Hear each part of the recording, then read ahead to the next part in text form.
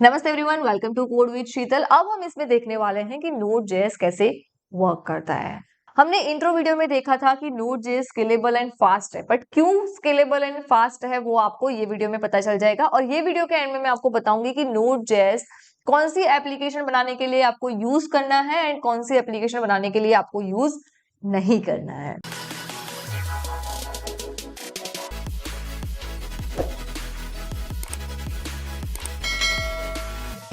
तो Node.js scalable and fast है क्योंकि Node.js non blocking and asynchronous है।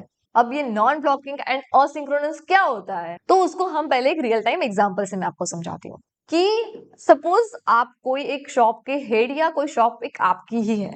अब आप पे वहां पे एक कस्टमर आता है, तो आप क्या करते हो, उसको जीन्स लेना है, तो आप क्या करते हो, वो कस्टमर को एक टेबल पे भेज देते हो जहां पे जीन्स का सेक्शन है और वहां पे एक एम्प्लॉय होता है, वो जीन्स उसको दिखाता है।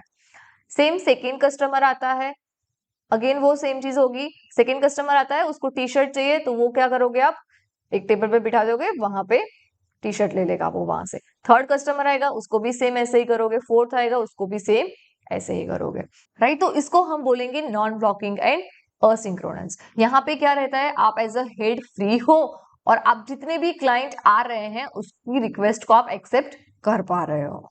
इससे उल्टा एक कंसेप्ट होता है जहां पे हम बोलते हैं ब्लॉकिंग एंड सिंक्रोनस। अब ब्लॉकिंग एंड सिंक्रोनस क्या होता है कि अगर आपके पास कोई कस्टमर आया, उसको जीन्स चाहिए, तो आप क्या करते हो, वो कस्टमर का जीन्स खुद ही आप दिखाते हो उसको सारी चीजें, और जब तक उसका ऑर्डर कंप्लीट नहीं हो जाता आप दूसरे कस्टमर को नहीं ले पाते। उसको बोलेंगे हम ब्लॉकिंग एंड सिंक्रोनस।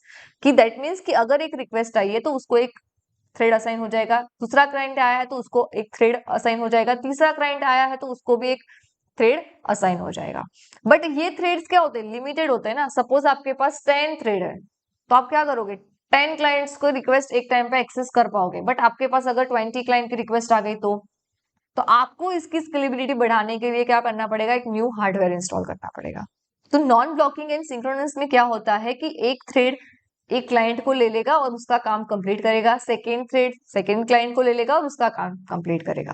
तो ब्लॉकिंग एंड सिंक्रोनस का अगर एग्जांपल रियल टाइम में देखने जाए ना, तो हम डॉक्टर का ले सकते हैं कि डॉक्टर एक कस्टमर को एक टाइम पे ही अटेंड कर पाता है, राइट। और नॉन ब्लॉकिंग एंड एसिंक्रोनस का एग्जांपल मैंने आपको बताया, रेस्टोरेंट है, आपकी कोई शॉप है, वहां पे ये सारी जगह पे आप non blocking and asynchronous manner देखोगे। तो Node.js जो है वो किस पे काम करता है, non blocking and asynchronous. That means कि उसके पास भी एक सिंगल थ्रेड ही है।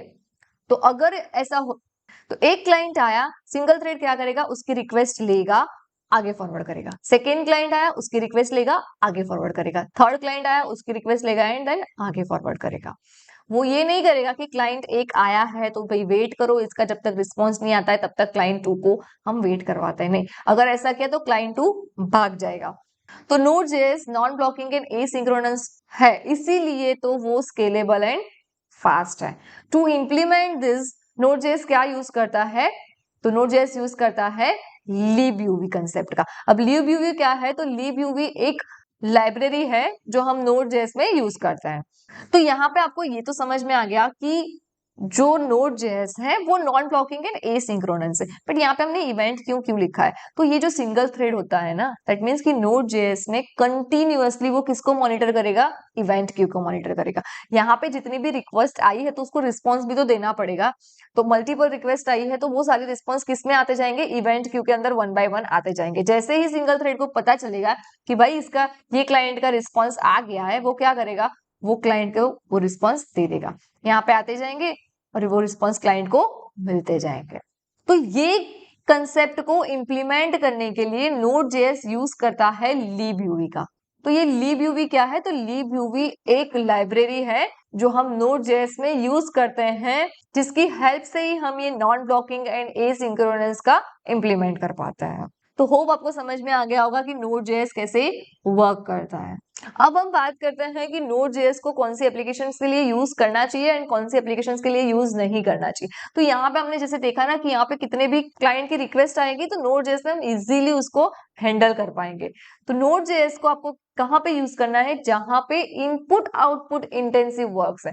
दैट मीन्स कि वहां पे बहुत सारे आपको इनपुट्स देने हैं और उसके अकॉर्डिंग आपको आउटपुट रिप्लाई करना है। दैट मीन्स कि real time applications, online game बना रहे हो, चैट एप्लीकेशन बना रहे हो, आपकी कोई वेब एप्लीकेशन बना रहे हो जहां पे बहुत सारा ट्रैफिक है और उसको आपको कुछ रिजल्ट भी दिखाना है, तब आप यूज कर सकते हो Node.js का, क्योंकि Node.js क्या करेगा, मल्टीपल क्लाइंट को बहुत इजीली हैंडल कर पाता है।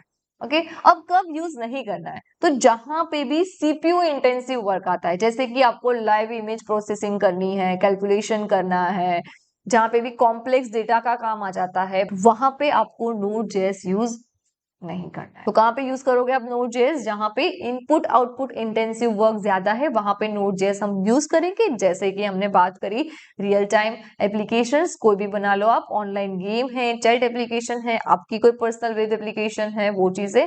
और कहाँ पे हम यूज नहीं करेंगे, जहां पे भी सीपीयू इंटेंसिव वर्क हो वहां पे हम यूज नहीं करेंगे। होप आपको समझ में आ गया होगा कि Node.js कैसे वर्क करता है। अब हम नेक्स्ट वीडियो में Node.js का फर्स्ट प्रोग्राम देखेंगे। तो मिलते हैं नेक्स्ट वीडियो में। Thank you for watching this video. See you guys in the next video.